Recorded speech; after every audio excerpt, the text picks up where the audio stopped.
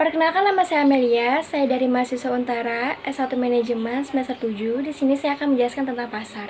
Pertama, pengertian pasar. Pasar adalah tempat pertemuan antara penjual dan pembeli dalam melakukan transaksi jual beli barang dan jasa.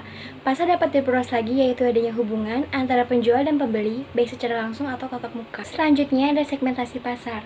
Segmentasi pasar adalah sebuah strategi yang dilakukan oleh perusahaan untuk membagi kelompok konsumen ke beberapa kategori seperti kebutuhan, karakteristik, maupun perilaku yang berbeda di dalam suatu pasar tertentu. Segmentasi pasar juga bisa didefinisikan menjadi proses identifikasi serta analisis pembeli terhadap produk dan keterikatan antara disparitas ciri konsumen yang ada di pasar. Segmentasi pasar dibutuhkan dalam berjalannya proses suatu perusahaan karena untuk menentukan segmentasi pasar sangat krusial agar perusahaan tersebut dapat memasarkan produk secara sempurna dan tepat sasaran. Contohnya, sebuah perusahaan penyedia jasa les bahasa Inggris, walau jasa yang disediakan sangatlah umum, tetapi pentingnya segmentasi pasar di bidang ini adalah untuk menentukan segmentasi yang tepat, apakah jasa ini untuk pelajar dasar, atau mahasiswa, atau malah untuk para pekerja yang membutuhkan sertifikasi. Tujuan segmentasi pasar: yang pertama, meningkatkan pelayanan konsumen supaya lebih baik. Yang kedua, membuat strategi pemasaran dapat lebih terarah. Dengan adanya market segmentation, taktik pemasaran pasar homogen mampu lebih terarah, termasuk waktu menyusun harga, produk, distribusi, dan promosi. Yang ketiga, dapat digunakan buat merencanakan bisnis dan mengevaluasi target.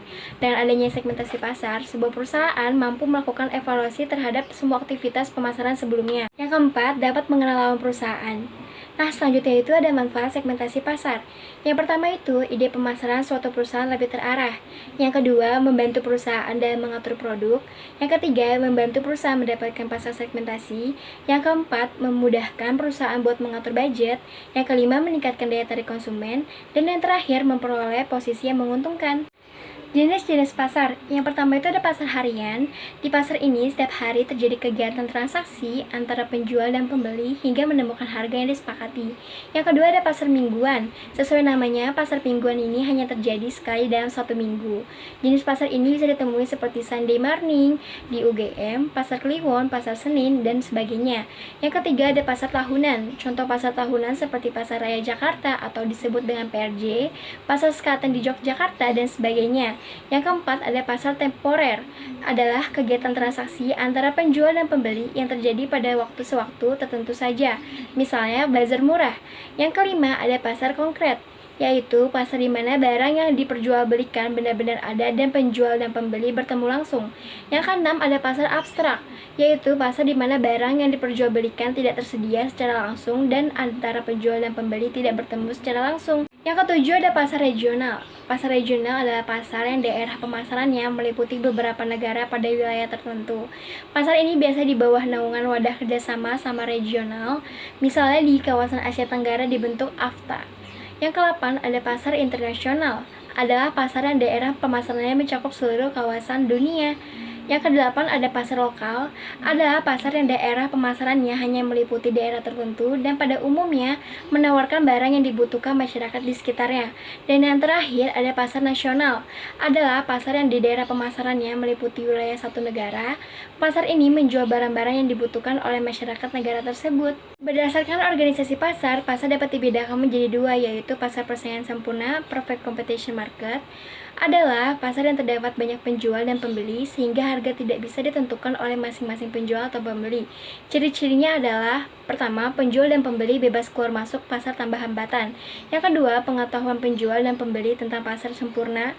Yang ketiga, penjual dan pembeli banyak barang yang diperjualbelikan bersifat homogen. Dan yang kedua, pasar persaingan tidak sempurna atau imperfect competition market. Pasar persaingan tidak sempurna adalah pasar di mana jumlah pembeli lebih banyak dibandingkan dengan jumlah penjualnya, sehingga pasar dikuasai oleh satu atau beberapa penjual aja. Ciri-cirinya adalah: yang pertama, terdapat hambatan untuk memasuki pasar. Yang kedua, pengetahuan pembeli tentang pasar terbatas. Yang ketiga, jumlah penjual sedikit. Dan yang keempat, barang yang diperjualbelikan bermacam-macam. Yang termasuk pasar persaingan tidak sempurna ada 3, diantaranya yang pertama itu ada pasar monopoli. Pasar yang dikuasai sepenuhnya oleh penjual. Penjual mempunyai kekuasaan yang mampu memaksakan kemauannya, baik dalam bentuk harga, volume, tempat, maupun waktu pembelian barang yang akan dijualnya.